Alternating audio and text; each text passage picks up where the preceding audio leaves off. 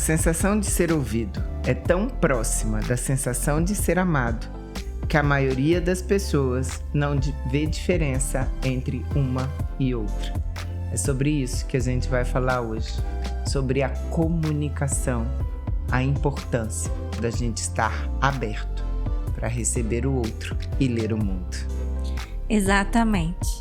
Essa comunicação que tem todo o poder de nos unir ou de nos afastar, principalmente das pessoas que a gente mais ama, das pessoas que a gente mais considera na nossa vida. E é por isso que estamos aqui, mais uma vez, para trocar com vocês algumas dicas, alguns afetos, neste sentido, para que possamos crescer na nossa comunicação com os nossos filhos, com os nossos familiares, com as pessoas que sempre estão tão próximos de nós. A comunicação é a nossa maneira de se expressar sentimentos, impressões, nossa leitura de mundo. Hoje a gente fala tanto da comunicação digital, mas a gente também tem percebido que nós estamos ficando negligentes com a comunicação real, com o olho do olho, com estar junto. Exatamente. Muitas vezes, né, Cibele, nós estamos deixando as figurinhas, os joinhas, as palavras abreviadas serem a nossa principal linguagem. E a gente tem que lembrar que na pressa, na correria, essa comunicação de joinha, figurinha, ok, abreviações, ela pode facilitar, mas ela não pode ser a essência do nosso comunicar. Exato, porque dialogar é fundamental. Envolve duas pessoas, né? E para ser pessoa a pessoa, a gente tem que aprender a ler os sinais, né? Como a gente, quando está lendo um livro, a gente está atento àquela página. Para ler as pessoas, a gente precisa estar atento à pessoa, né? Dialogar envolve ouvir, acolher, aproximar, traduzir as emoções, convidar a refletir e devolver o que é que você entendeu daquela mensagem. Porque também, com essa correria do dia a dia, ficou muito comum as pessoas defenderem a ideia de que eu sou responsável pelo que eu falo e não pelo que você entende. Isso é um dificultador desta comunicação. Porque o ato de comunicar pressupõe que você quer que o outro olhe para o que você está olhando, quer que o outro perceba o que você está percebendo, quer que o outro sinta aquilo que você também está sentindo.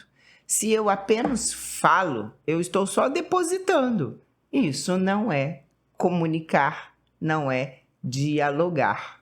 Quando a gente fala aqui de comunicação, a gente está falando de comunicação afetuosa, de comunicação assertiva, daquela comunicação que se dispõe a transformar qualquer nó em laço, a qualquer entrave numa nova possibilidade, porque às vezes até o silêncio comunica, mas só se a gente estiver atento, prestando atenção.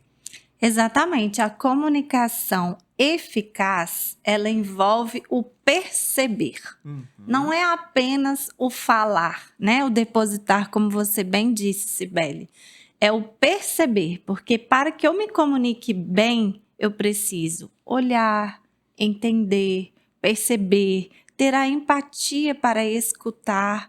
Senão a pessoa está falando, a minha mente está tão acelerada pensando em outras coisas que eu não estou nem processando, nem percebendo a profundidade do que ela quer me dizer. E nós estamos assim. E, consequentemente, cada vez mais nas nossas relações estamos ficando carentes de sermos entendidos, compreendidos, mas por conta de toda essa aceleração de uma comunicação não eficaz, que fica na superficialidade, que fica no vazio, que não comunica verdadeiramente e não recebe verdadeiramente o que o outro está querendo comunicar. E a gente não pode esquecer que a comunicação ela envolve intenção e integralidade. Por quê? Porque às vezes a gente fica tão focado na comunicação verbal que a gente esquece de ler o corporal. Na relação pais e filhos, isso é fundamental. estar de olho nas mensagens corporais. O que o levantar de uma sobrancelha está mostrando, o que a postura, aquele silêncio, aquela risadinha de canto de boca. Quando a gente está de olho no outro, com o desejo de ter com o outro, a gente vai traduzindo todos esses sinais e vai transformando isso em uma comunicação que acolhe, que abraça. Por quê? Uma das reclamações que a gente tem muito em consultório dos adolescentes é que os pais fazem palestrinha. Eu vou falar alguma coisa e já começa aquela palestrinha. E não sei o quê. E a gente entende, né? A gente às vezes faz isso também como mães, da nossa vontade de que o outro veja o que está acontecendo. Só que muitas vezes ele ainda não está preparado. E é função do adulto fazer esta construção. É um trabalho, às vezes, cansativo, repetitivo, de muita disponibilidade, mas essencial. Porque quando pequenininho, como é que eles comunicam? Essencialmente corporalmente. É o choro, a briga, a birra, porque esse corpo está gritando ali a comunicação. E aí, às vezes, a gente pega, coloca no colo e fala: o que está acontecendo? Vai tentando traduzir aquilo. E conforme os nossos filhos vão crescendo, a gente vai esquecendo de ser essa ponte de tradução também, né? Não é porque eles estão grandões que eles já estão prontos. A neurociência mostra pra gente. Hoje a gente sabe que o desenvolvimento cerebral, né, Rafa, vai terminar lá perto dos 25 anos, gente. Então, até lá, a gente está fazendo trabalho de tijolinho com tijolinho, de conexão. Esta é a palavra do momento. Como é que a gente está se conectando um com o outro, não é? E por falar em comunicação com os nossos filhos, nós não podemos esquecer que em cada fase do desenvolvimento deles, esta comunicação é diferente, né? Um exemplo assim é que na infância as crianças precisam muito do seu olhar aprovador. E isso é uma comunicação que fortalece, que incentiva. Não adianta uma criança estar aqui querendo te mostrar o desenho dela ou a história que ela se interessou e você está olhando para outro planeta e só falando: que lindo, é mesmo, nossa, maravilhoso. Não, isso não comunica o afeto, isso não valida o que o seu filho quer te mostrar. E em cada fase, os nossos filhos têm uma necessidade diferente dessa comunicação afetuosa, né? Chega lá na frente, não espere que o seu adolescente venha te mostrar nada disso. O livro que ele está lendo, a série que ele está gostando, o desenho que ele fez, muito pelo contrário. Você vai precisar entrar nesse mundo do seu adolescente para que exista uma comunicação eficaz ali. E às vezes as pessoas falam: nossa, mas é tão difícil, né? Meu filho é adolescente, ele não fala nada, ele esconde tudo o que sente.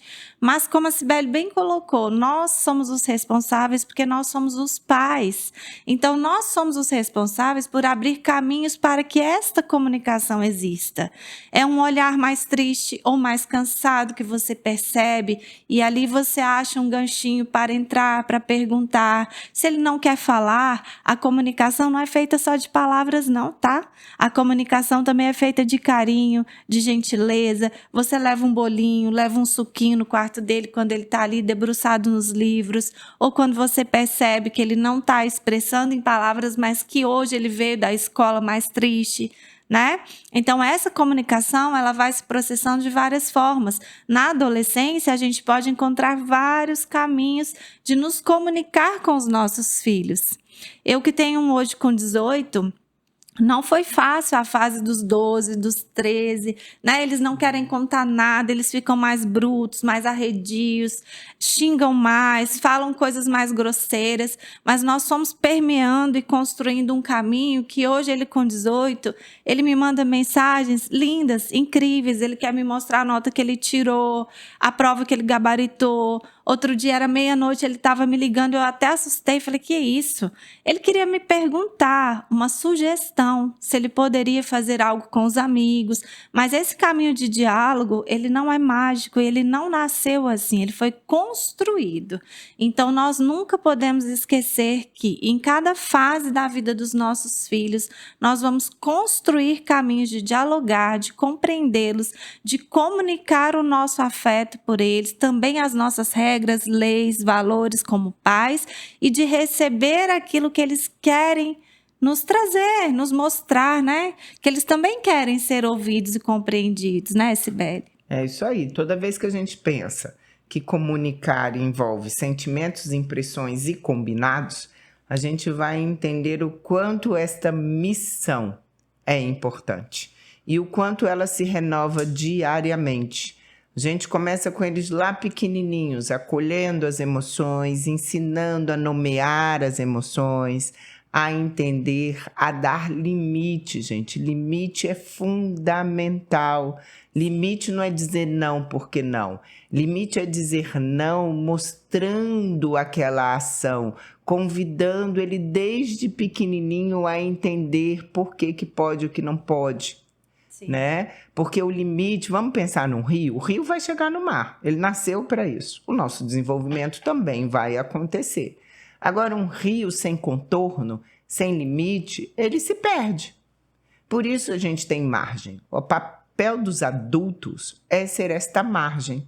E conforme a criança vai se habilitando cada vez mais, a gente vai se afastando para que essa autonomia aconteça, mas a gente não entrega para o mundo, não. A gente está ali, de parceiro, de próximo, de olhar.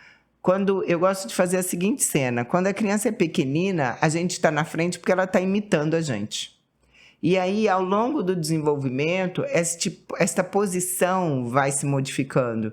A gente vai deixando de ser aquele que está lá na frente porque o outro vem, imitando, só fazendo, para a gente passar para um lado de parceria, de igualdade. E quando eles estão crescendo, a gente permanece lá. Só que aí é mão na linha da pipa. Eles estão indo e a gente está aqui, ó, olhando, acompanhando, estando junto. Da mesma maneira que quando a coisa aperta, eles olham para trás e voltam a este porto seguro para poder conversar, para poder trocar ideias. Mas isso só é possível se a gente gastou tempo efetivo na construção. Hoje a gente tem muita reclamação de todo mundo olhando para as telas, das crianças, dos adolescentes nas telas. E nós adultos, a gente também está aqui. E a gente não pode querer ensinar aquilo que a gente também não se dispõe a praticar. Então, quantas vezes a gente para uma conversa? Mas é para conversar, sabe? Não é para a gente estar só, como dizem os meninos, só fica cuspindo regra, só chega para mandar. Não, é para a gente estar junto, entendendo dos personagens que eles estão gostando. Às vezes é super difícil para a gente entrar nesse universo. Mas se a gente não estiver lá, eles também não vão estar cá. Exatamente. A gente faz ponte, né? Exato. Se eu só entro com um olhar crítico, se eu só entro falando, meu Deus, que coisa horrível, como é que é isso? Ele não vai querer mostrar, porque ele pertence a esse universo. Os adolescentes, em especial, eles despregam da unidade familiar para poder fazer a sua unidade social. E se a gente só entra com críticas nessa unidade social, ele não vai trazer nada para a gente, não. A gente só mostra quando entende que para o outro também vai ser interessante. Então, que olhar de interesse a gente está tendo para os nossos filhos, né? Que olhar de interesse a gente está tendo para a partilha? Porque hoje a gente tem visto muito isso, né, Rafa? Cansei, não vou fazer mais não. Ele que fique lá e eu fico aqui. Quando ele quiser, eu estou aqui. Gente, isso não vai acontecer. As pessoas se acostumam àquilo que a gente pratica. Se a gente não pratica o estar junto, a gente se desabilita de estar junto. Então, comunicar envolve isso. Desejo, vontade, acolhimento, respeito ao momento. A Rafa falou, na adolescência, às vezes, eles ficam mais arredios. Sim, e a gente não precisa entrar derrubando a porta, não. Fica do lado. Às vezes, só um carinhozinho. Sabe? A gente precisa ter mais plasticidade para moldar a maneira como nós acessamos o outro. Porque às vezes por aqui, hoje não deu certo, mas por aqui pode ser de uma outra forma. Aquele bilhetinho que você deixou despretensioso. Às vezes escrever no espelho do banheiro, porque pega na surpresa. E aí toda vez que pega na surpresa, o cérebro é obrigado a se reorganizar, sair da mesmice, né? Para a gente poder se encontrar. Porque hoje o que a gente mais tem recebido de demandas de consultório é a dificuldade de se relacionar. Sim, é verdade. Quando você fala sobre os pais se interessarem pelo que os filhos estão assistindo, estão gostando ali na fase da adolescência, que é uma fase muito peculiar, a gente não pode esquecer o seguinte: você se interessa, mas não saia dali criticando, falando que coisa horrorosa, que coisa esquisita. Simplesmente se interesse e entenda que aquilo é o que ele gosta naquele momento. Porque muitos pais, né, Cibele, eles vão lá para saber o que o filho está vendo, do que ele está se interessando, mas naquele instante ele já joga 10 pedras criticando. Então você não achou um caminho de se aproximar, de abrir um processo de comunicação com seu filho. Você achou um caminho de afastamento, porque nós precisamos lembrar que as gerações mudam, que os interesses mudam e que os nossos filhos não são uma réplica de nós. Ou seja, meu filho não tem que gostar do que eu gosto, do que eu gostei, do que eu amava quando eu tinha a idade dele. Aliás, lembrem-se, vocês também já foram adolescentes e sabem o quão intenso nós podemos ser nesta fase em relação aos nossos gostos, às nossas escolhas. E quando a gente fala do acolhimento, em nenhum momento a gente está falando pratique o fingimento, porque tem coisa que a gente não vai gostar mesmo. Mas a sua abordagem com seu filho nunca pode ser um motivo de chacota. Nunca pode ser um motivo de desqualificação. Você está ali disponível, você olha, você pode até no final falar: nossa, filho, como é diferente. Eu acho que eu não ia gostar disso, não. Não concordo com isso ou com aquilo, não né? concordo. Na minha época não era assim, era assado. Sabe que hoje para vocês isso aqui, por exemplo, vamos falar do funk, né?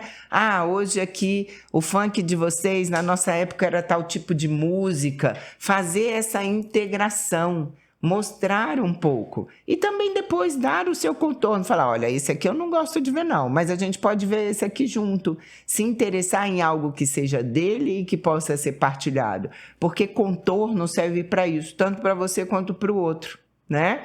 A gente vê muitas mães e alguns pais com esse desejo de querer estar tudo, querer entender tudo, querer ser o melhor amigo, querer estar o tempo todo e não conseguir. Também não é assim, gente. O lugar de amigo é de amigo, o lugar de pai e de mãe é de pai e de mãe. E essas coisas, elas vão se misturando, mas sem perder o seu lugar. Tem coisa que adolescente vai lidar com outro adolescente e faz parte, ok. Mas a gente sair da vida dos nossos filhos ou a gente só demonstrar interesse na vida dos nossos filhos quando eles fazem aquilo que é próprio para nós, é ter cortes.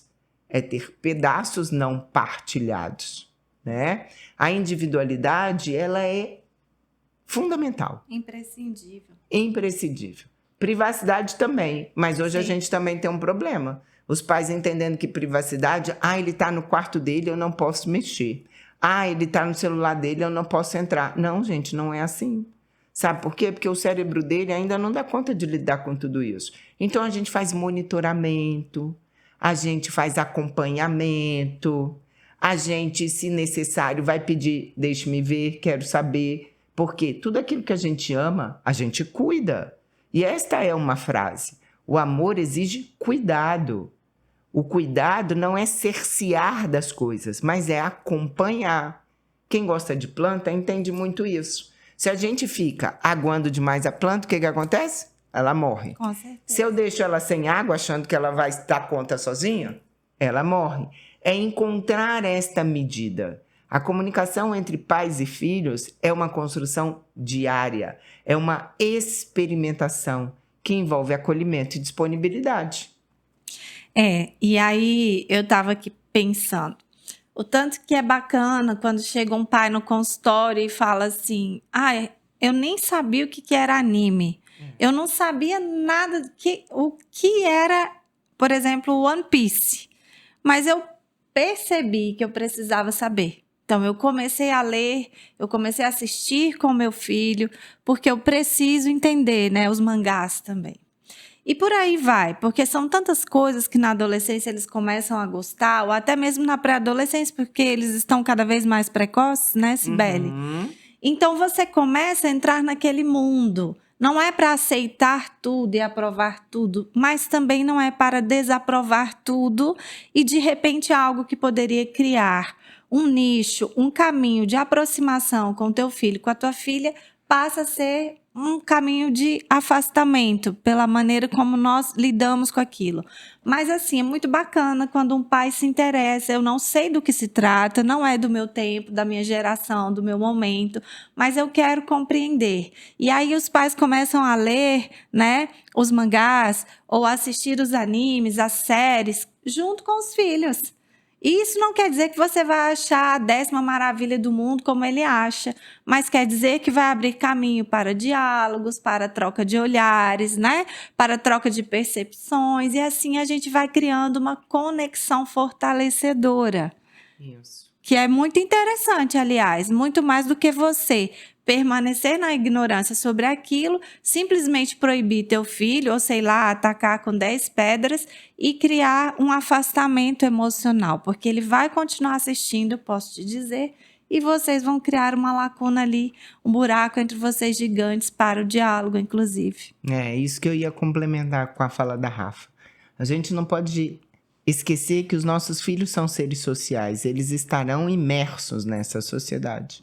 Então, o nosso papel de comunicador também é desse condutor, desse entendimento social, né? Quando eu me relaciono com o outro, qual é o meu limite, qual é o meu contorno? Porque quando a gente faz isso com o nosso filho, ele está aprendendo a fazer com o colega também. Sabe? De falar, poxa, tu gosta disso, mas eu não, e tudo bem, a gente pode dividir uma outra coisa. Pensa o quanto isso é valoroso numa relação social aonde os colegas dos teus filhos vão apresentar um monte de coisa para eles e ele vai entender que ele pode dizer não sem ter que perder esse lugar de amor e de afeto que é a amizade. Porque os nossos filhos também se tornam vítimas fáceis quando eles acham que o não pode acontecer, porque quando acontece, perde a pessoa. Então, esse lugar de partilha para dizer, olha, isso não é para mim, mas a gente está aqui junto, a gente está vendo. Pais que levam filhos a shows, que buscam, sabe? Que não ficam só na praticidade dos serviços que nós temos à disponibilidade hoje, porque está dizendo ali da importância de saber a hora que chegou, com quem chegou, com como quem é que está foi, indo, né?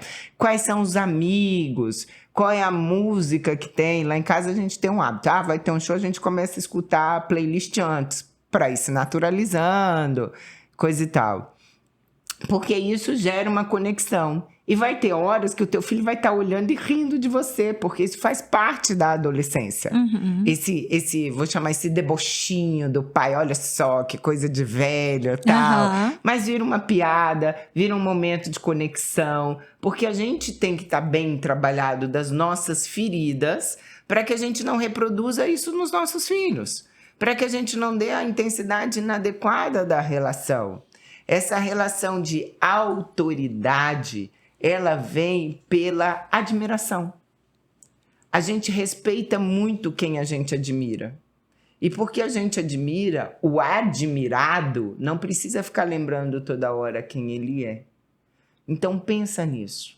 O quanto ao longo da nossa história, enquanto os pais, nós estamos gerando uma conexão de admiração mútua. De você admirar o seu filho pela pessoa que ele é, pelas potencialidades que ele tem, pelo espaço que você tem de acolher aquilo que pode ser melhorado, trabalhado. Lembrando que cada erro é um convite à aprendizagem, ao aperfeiçoamento e não uma sentença de incompetência. Sim. Da mesma forma que o seu filho vai olhando para você e falando, caramba, eu já fiz isso, já fizemos aquilo. Olha, meu pai está por perto, a minha mãe está por perto. Nossa, minha mãe trabalha muito, mas ela para um pouquinho para me ouvir, porque tudo bem você falar para o seu filho, espera aí que eu estou ocupado, mas depois você lembra e disponibiliza esse horário. Os combinados são extremamente valorosos quando eles são cumpridos pelos dois lados, porque mostram essa conexão, esta segurança de que o que foi dito acontece. Então, quando eu digo para o meu filho, filho, eu te amo, você pode contar comigo, ele sabe que mesmo quando ele errar, ele vai poder contar. Mesmo quando a gente tiver que fazer uma intervenção, né? Uma intervenção mais educativa, mais rígida, ele sabe que o amor está ali. Porque quem ama, cuida. E cuidar não é botar na bolha. Cuidar é estar junto. É possibilitar o crescimento. Mas é estar ali, próximo, olho no olho. Sabe? Uma distância suficiente que ele possa andar sozinho, mas que se ele esticar o braço, ele consegue pegar a gente aqui pertinho. E isso é tão importante, você saber que pode contar com seus pais. Mas poucos adolescentes adquirem esse conhecimento, né, Sibeli? Sim. Por quê? Porque no iniciozinho da adolescência já perde a conexão do diálogo, da compreensão, do eu estou aqui. É óbvio, nós já fomos adolescentes e sabemos que tem muitas coisas que a gente vai querer compartilhar só com os amigos. Mas quando você tem um pai e uma mãe com uma abertura de diálogo, de apoio, com essa mão estendida do eu estou aqui, muito forte, muito presente, você também se achega a eles para contar, para partilhar aquilo que lhe é mais difícil, mais doloroso, né? Mesmo que em um primeiro momento o seu adolescente esconda, porque é difícil colocar em palavras muitas vezes os sentimentos, ou eles ficam envergonhados, enfim, é um processo, né? Mas eles contam sim, eles se abrem sim. Por quê? Porque a gente deu uma abertura e construiu este lugar da troca afetuosa sem o julgamento. Eu digo muito para os pais em consultório o seguinte: se o seu adolescente te chega para contar algo e a sua primeira reação é jogar 10 pedras e já falar, eu não aceito isso, eu não admito aquilo, ele não vai contar mais. Acabou, a porta fechou. Agora, se você consegue ouvir, né? Respira, ouça e depois você entra com seu pensamento, com seu valor. Olha, filha, eu entendo, eu compreendo, eu não penso dessa forma, eu acho que assim poderia ser melhor, né? Eu te oriento a isso ou aquilo. Então, no primeiro momento, você ouviu. Como a gente já disse aqui, a boa comunicação começa com um bom ouvir, com um bom escutar. E com um olhar também, porque várias coisas são comunicadas sem palavras.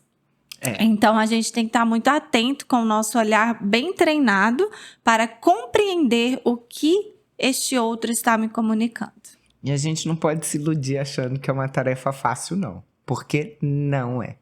Nós, adultos, já estamos tão cheios de demandas pessoais, demandas de trabalho, que às vezes o nosso filho chega na hora que o nosso copo está cheio. E aí a gente transborda. Exatamente. E aí a gente não tem tempo. E ele acaba acolhendo aquilo como se fosse algo pessoal. Por isso que o diálogo precisa ser uma prática constante, porque até nesta hora o seu filho vai conseguir ler de você. Ih, ele não estava bem naquele momento. Depois a gente volta. Mas não vai ser uma quebra, uma ruptura. Porque não adianta também a gente ficar idealizando condutas perfeitas.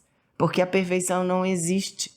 O que existe é uma disponibilidade para fazer da melhor forma. Para crescer juntos. Para dar conta daquele momento, naquela hora. Para dizer, peraí, filho, hoje não tá dando. A gente volta a conversar isso depois. Você pode segurar isso um pouquinho, sabe? Ou naquele dia que você entornou o caldo, porque acontece. Volta no teu filho e diz, peraí, olha só. Ontem não foi legal, ou aquele momento não foi legal, desculpa. Eu estava cheio das minhas coisas. Vamos retomar essa conversa agora. Eu gosto muito de respirar e falar assim, olha, hoje ou agora eu não consigo lidar com isso. Sim. Amanhã a gente fala sobre. Porque os filhos também não podem ser os para-raios dos pais, né, Sibeli? Sim. E nós temos limites, nós somos pais, nós temos limites de raiva, de dor também, de tanta coisa, de paciência. Então, realmente, assim, percebeu que eu não consigo lidar com isso agora, não derrama em cima do seu filho, né? É gente lidando com gente. E a gente não pode esquecer que o que acontece dentro da casa da gente, o nosso filho vai levar como prática para as relações sociais que eles têm. A gente já falou algumas vezes sobre a questão da pandemia e ela vai perpetuar aí. Por quê? Os nossos meninos passaram um tempo grande sem interação social. E aí é claro que eles caíram para as telas. Era o único lugar que a gente tinha de interação. E isso definiu novos comportamentos que a gente não tinha antes da pandemia e que agora passaram a ser naturalizados. E aí a gente precisa entrar para transformar isso. Muitas famílias relatam para a gente, nossa, mas antes a gente ia para o parque, agora ele não quer ir. Sim, porque isso aqui está fácil, gente. O mundo está tudo aqui dentro, eu não preciso fazer nada.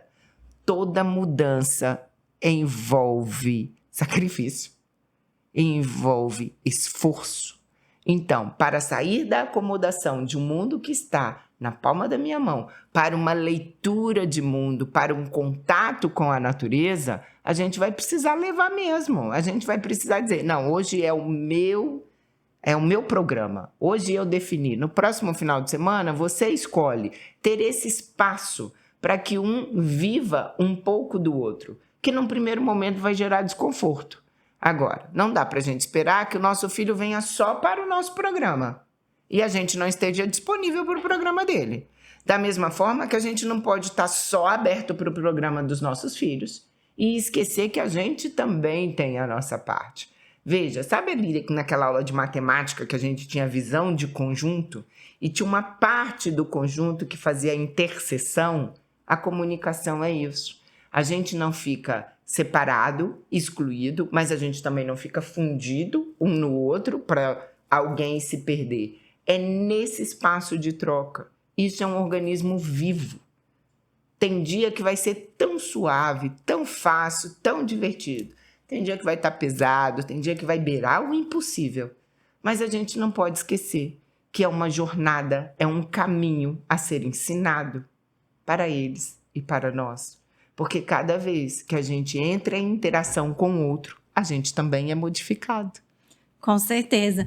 Um ponto muito sensível desse papo que a gente está tendo aqui hoje sobre comunicação é o seguinte: os nossos filhos, eles têm perdido a capacidade de fazer amigos e de sustentar essas amizades. Como a Cibele bem disse, o mundo deles está aqui na palma da mão. E é tão fácil comunicar aqui, porque aqui eu só expresso o que eu quero. Eu escondo tudo que eu quero também, né? Eu não preciso nem me cuidar para falar, porque nem sempre essa fala, essa troca vai ser por vídeo. Na maioria das vezes é por símbolos, por palavras, fica tudo resumido e parece que é mais fácil.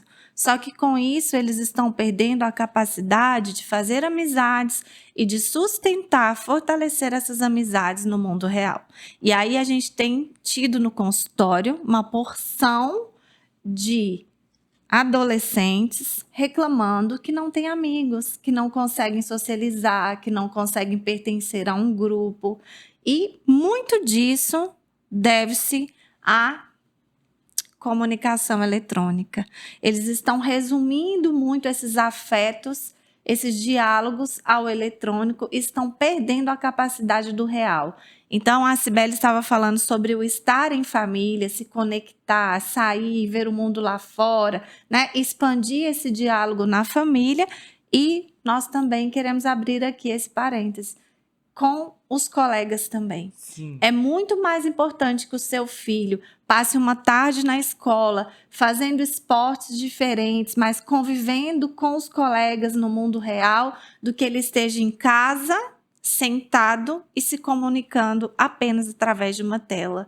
Porque a comunicação do mundo real, de compreender, de perceber o outro, né? De ter ali os seus desentendimentos, mas também de conseguir consertá-los, né? Perdoar, pedir uma desculpa, rever situações, rever palavras, rever condutas. Isso é muito rico e nós não podemos perder essa capacidade do relacionar-se, do comunicar-se do mundo real. Privilegiar atividades no coletivo. A gente perdeu muito isso. Já começando com a redução dos membros na família. Hoje as famílias são muito menores do que já foram. Não é incomum mais a gente encontrar família só com filhos únicos, né? E tudo bem, é uma escolha familiar. Mas para isso, a gente tem que também disponibilizar outros contatos. O coletivo precisa entrar, porque é no social que eu aprendo quem eu sou. Nessa interação entre o que é do outro e o que é meu, é que eu vou me conhecendo. E também vou conhecendo, fortalecendo a minha autoestima. Porque senão eu fico à espera do que o outro vai dizer sobre mim. Eu fico à espera de que o outro esteja disponível para mim o tempo todo. Então, os espaços coletivos são fundamentais. A Rafaela trouxe a dificuldade do adolescente. Mas, gente, essa dificuldade está chegando ainda mais cedo. Antes, as crianças não tinham dificuldade de brincar. Brincar era próprio da criança. Hoje, nós já temos estudos, e a Europa já está começando isso, que justificam a retirada do celular do ambiente escolar. Por quê? Porque na hora do recreio eles não estão mais brincando. Eles estão jogando no celular. Eles estão sentadinhos um ao lado do outro, às vezes compartilhando telas, mas não estão compartilhando vivências. E isso desabilita. Então, o nosso papel enquanto adultos é estar atento àquilo que merece, que necessita ser potencializado, né? Então, a gente tem que estar muito de olho no tipo de interação social que está sendo feita, no tipo de atividade que você está proporcionando. A gente tem que sair um pouco daquele olhar de que eu quero para o meu filho o melhor, mas só para ele. O Mário Soares Cortella fala uma coisa que eu acho incrível, que nós somos únicos. Ninguém é igual a ninguém, mas nós não somos o único. Nós precisamos estar em partilha, nós precisamos estar dividindo emoções, histórias, ambientes. Quem tem na família membros mais velhos deve já estar passando pela situação de que a conexão vem das histórias vividas, das memórias partilhadas. Sabe aquele almoço de família que a gente vai relembrando coisas que foram vividas? Imagina hoje se a gente está só na tela. Daqui a uns anos, a gente vai partilhar o quê? Num almoço de família, a gente vai contar sobre o quê? Então, vamos proporcionar isso. Vamos também sair da nossa zona de conforto de só reclamar, porque a gente também entra no modo de lamento e de reclamação e não parte para a ação. O primeiro dia que você levar seu filho para um parque para andar de bicicleta, vai ser raro ele gostar já no primeiro dia. Ele vai reclamar, vai dizer que está cansado, vai ter dor nas pernas. Que o sol tá quente, vai ter coceira, quer não sei para embora. que isso, que hora acaba, quando é que a gente vai voltar para casa. Com certeza. Porque está saindo de uma zona de acomodação. Para a gente também. Mas depois, isso vai ganhando uma outra dimensão. A gente precisa fazer de situações do cotidiano iscas de interação. Está muito comum a gente falar das linguagens do amor, dos acessos. A gente está com muita teoria, com muita informação. E às vezes a gente esquece de colocar em prática. E às vezes a gente não bota em prática porque tem tanta informação que parece difícil alcançar. E aí a gente acaba deixando. E aliás, né, Sibeli, desculpa te cortar, mas tudo que é difícil a gente quer desistir no primeiro momento. Sim. Ninguém quer enfrentar o difícil mais. E o difícil pra gente tá porque tá tudo virando um grande evento, né, Rafa? Para ir para o parque tem que ser totalmente instagramável, a gente tem que estar com tudo muito bonito, porque a gente vai se ocupar mais das fotos. A foto da família perfeita, né? Feliz, e às vezes o que perfeito. a gente precisa é do simples, é do tá junto, senta aí, vamos fazer não sei o quê. O que a gente vai fazer? Nada. Gente, experimenta. O que a gente vai fazer agora? Nada. É terror e pânico, entra em desespero, como fazer nada, o que a gente vai fazer, né? Aquela coisa toda. E com isso a gente não está lidando com tédio. Quem não lida com tédio desenvolve ansiedade. Sim. Porque não acolhe o próprio silêncio. Não acolhe a calma. Não E olha desenvolve a importância... criatividade. Exato. Olha a importância de comunicar, gente. Porque é na troca. Quando a gente está contando uma história, a pessoa tem que imaginar essa história. Quando eu não tenho nada para fazer, eu preciso criar algo para fazer. Muito diferente do que já está pronto. Quando a Rafa falou da comunicação no celular, uma outra coisa que a gente vê, eles escrevem, às vezes sem pensar, ou quando é muito importante, tem um delay nessa comunicação tão gigantesco que ela perde o time. Ele escreve hoje, só vai responder amanhã. E aí ele entra como se tivesse naquele momento anterior. Na vida real isso é possível? Na prática do dia a dia isso é possível? Não. Então nós estamos desabilitando potenciais, práticas que são necessárias para o nosso viver. Com certeza. E aí, já que estamos falando de comunicação, nós não podemos esquecer também do tanto que a gente prejudica os nossos filhos com os rótulos. Eu costumo, inclusive, falar que são o bullying caseiro. A gente começa a colocar rótulos, né, nessa nossa comunicação interna diária na família, e daqui a pouco aquela criança já está marcada com você é o preguiçoso da casa, você é o atrasado da casa, né? Você é o mentiroso dessa família. Você nunca faz nada certo. Você nunca isso, você é aquilo. E devagarzinho esses rótulos eles vão ganhando espaço nessa família. Vira inclusive piada interna, que quando a família está reunida com um núcleo familiar maior, tios, primos, avós, é engraçado falar. Esse aqui é o atrasado lá de casa, esse aqui é o mentiroso. Esse aqui é isso, esse aqui é aquilo, esse é o lerdo, né? E esses rótulos vão ganhando propriedade.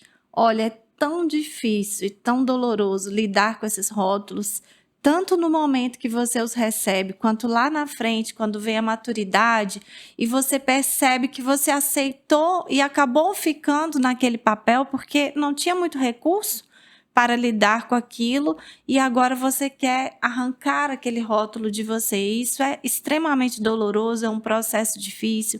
Portanto, na comunicação familiar, nós precisamos estar muito atentos aos rótulos que nós vamos colocando nos nossos filhos, né?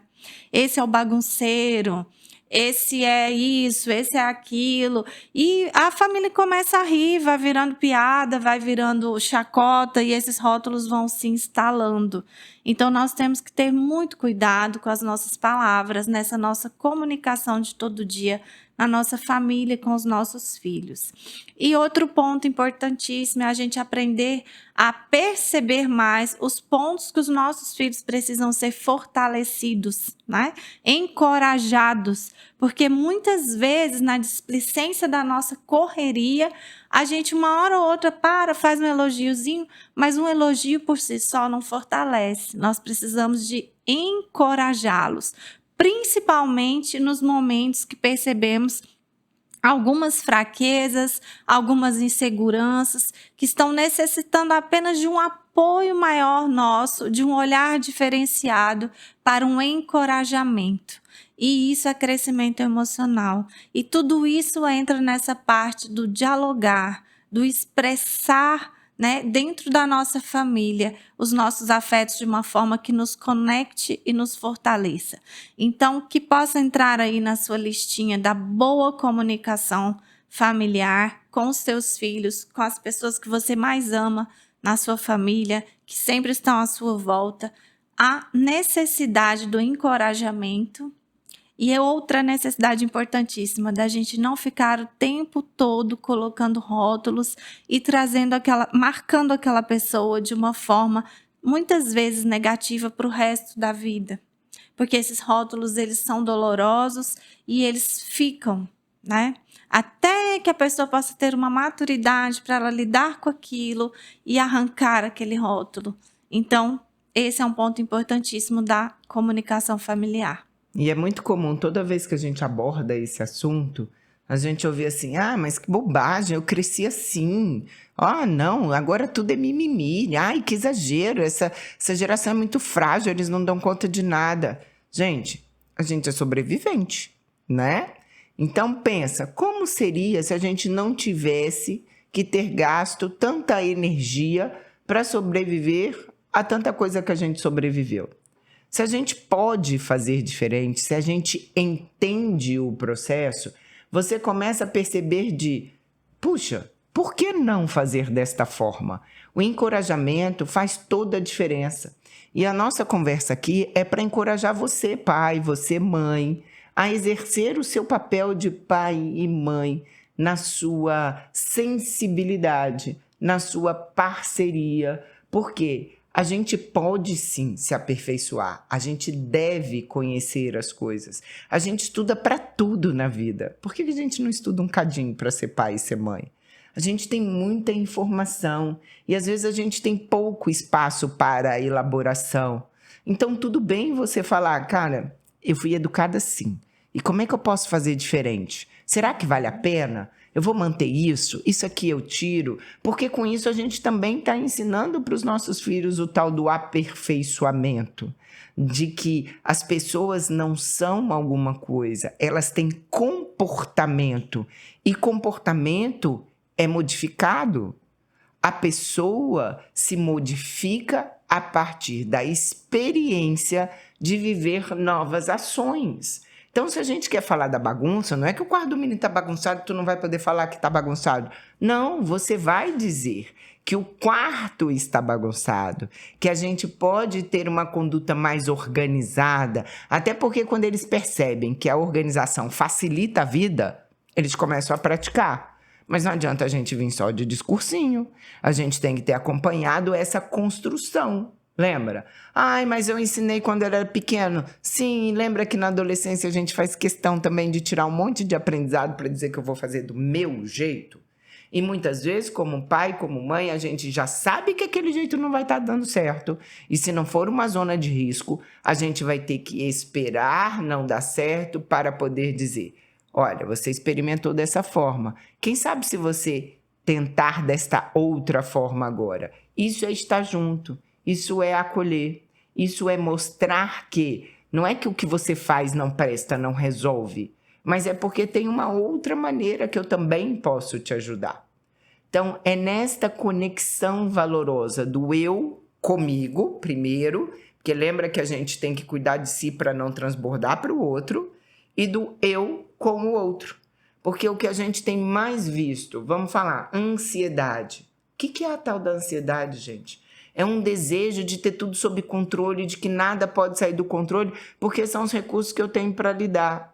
E o que mais está por trás da ansiedade? O desejo de ser reconhecido, de ser amado, de saber que está tudo bem. Porque o medo é tão grande de falhar e de perder, de não agradar, que ele gera uma bomba de desespero dentro. E aí tem taquicardia, tem ausência de respiração, é um sistema visceral que está sendo desencadeado por conta dessas crenças que a gente traz e que a gente nem sabe, mas as que estão lá no nosso sistema. Encontros de família são momentos muito bacanas, mas podem ser também muito sofridos para aqueles que ficam na berlinda. Sim. Porque sempre tem um integrante da família que fica na berlinda. E para todos também que ficam presos nos rótulos, né? Exatamente, porque ele é o lugar e gera aquele negócio. Sabe por que a gente alimenta tanta fofoca do outro? Porque se a gente tirar dele, pode ser que seja nossa. Então a gente fica alimentando aquele lugar que não é saudável. E se a gente também aponta todos os dedos para o fulano que é o rotulado disso ou daquilo, a gente não abre espaço para que se perceba todas as outras complicações e defeitos dos outros membros da família. Isso. E é muito mais fácil a gente falar do defeito do que da potência. Porque a nossa educação também faz isso. A gente não é encorajado a falar das nossas conquistas, que fica parecendo que a gente é metido, que a gente é arrogante, não seja exibido. Mas para falar do defeito, quando a gente está trabalhando autoconhecimento no consultório, que a gente pede, né, Rafa? 3 qualidades, 3 defeitos. Gente, os defeitos vêm numa lista gigantesca. Vem. As qualidades, os meninos sofrem para apontar. Fala que não tem. Ah, não sei, não tem, não conheço. Ih, não sei. Tem uma dinâmica que a gente faz no consultório. Imagine aí que você está com seus 5 melhores amigos. O que eles vão falar de você, sobre você? Apontando suas qualidades. Eles ficam assim, parados. Porque a gente não é ensinado a reconhecer a qualidade do outro. Mas encontrar o defeito a gente encontra rapidinho. Então vamos investir, né, Rafa, nesse lugar de crescimento emocional, sabe? De acolhimento, de deixar o coração quentinho. Porque o mundo já está tão difícil para a gente enfrentar, não é mesmo? Muito difícil. Ainda sobre os rótulos, quando você coloca um rótulo no teu filho, por exemplo, o lerdo da casa, né?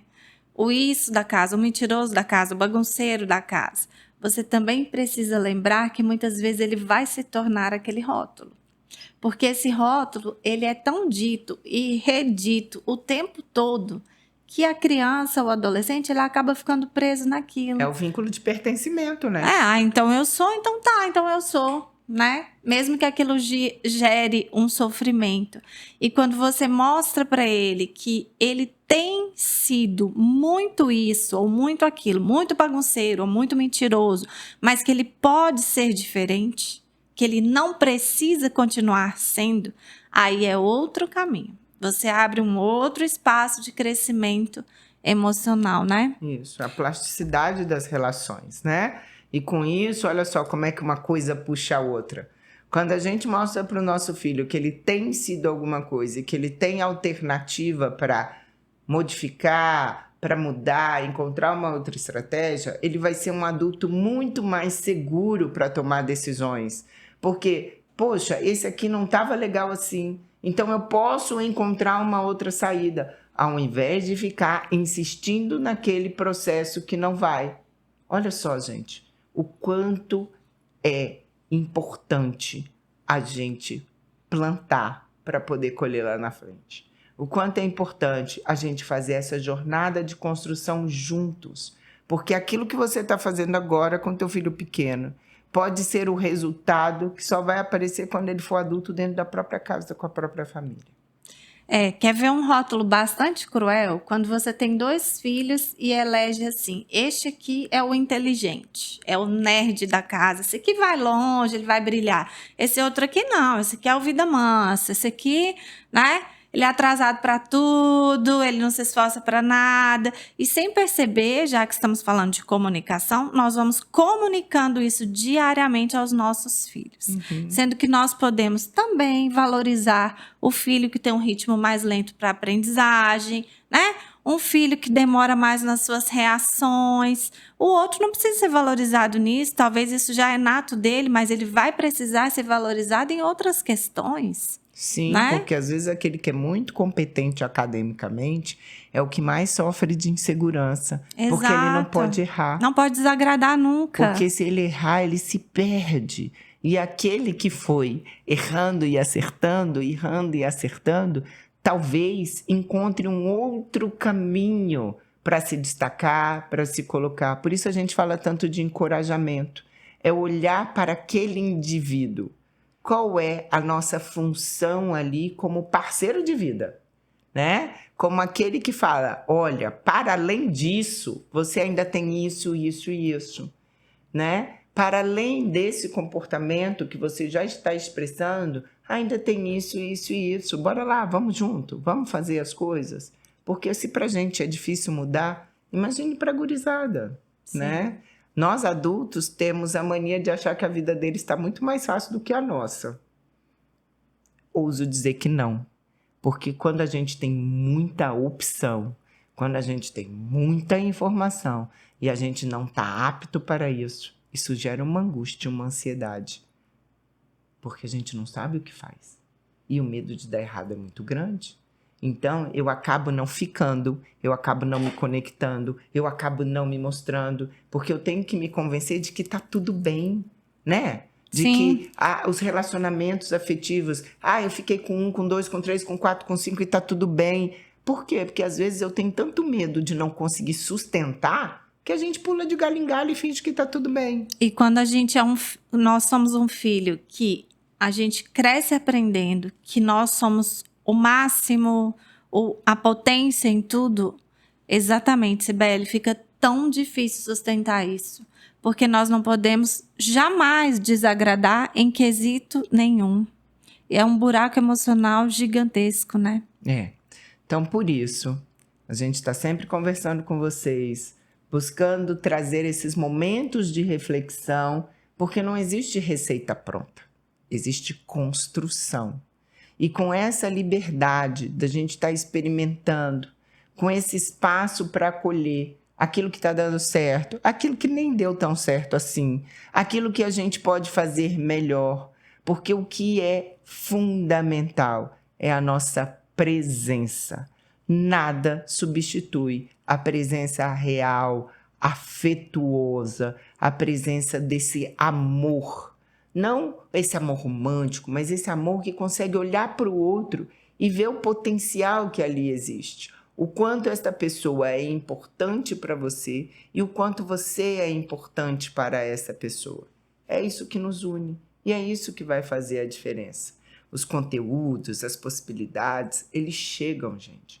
E a gente precisa aprender a elaborar hoje. Hoje a gente precisa aprender a fazer perguntas. A gente precisa de outras habilidades que antes a gente não tinha. E a gente está numa cilada, porque até as brincadeiras hoje viram competição. Não tem mais a peladinha da praça com os colegas. Tá todo mundo no clube do futebol. Não tem mais a diversão só disso. Não, porque eu tenho que ser destaque para ganhar, para ser fulano de tal. Veja se a gente não está colocando todo mundo numa eterna competição. E o quanto isso é exaustivo, de ter que ser o melhor em tudo aquilo que você se dispõe a fazer. Então vamos nos comunicar, vamos mostrar para os nossos filhos a nossa disponibilidade, vamos acolher o que eles trazem e não ter receio de que, se a gente está junto, a gente pode construir coisas muito legais, muito bacanas. Essa comunicação afetuosa, ela é construída todos os dias, pecinha por pecinha, né? Nem sempre nós vamos acertar, mas sempre pode haver um caminho, uma revisão de condutas. Isso é crescimento, isso é fortalecimento. E como a Cibele bem disse, em um mundo que está tão complicado, fortaleça a comunicação na sua casa.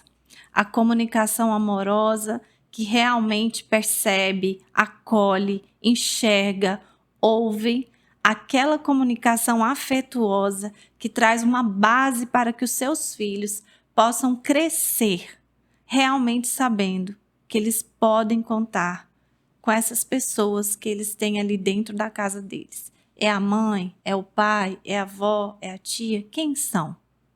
É uma família, é alguém que se importa, e quem se importa valoriza os detalhes. Então, valorize esses detalhes da comunicação em cada dia nas relações de vocês e não se esqueçam de comunicar o amor. O amor precisa ser comunicado em palavras, em gestos, em bilhetinhos, em detalhes também.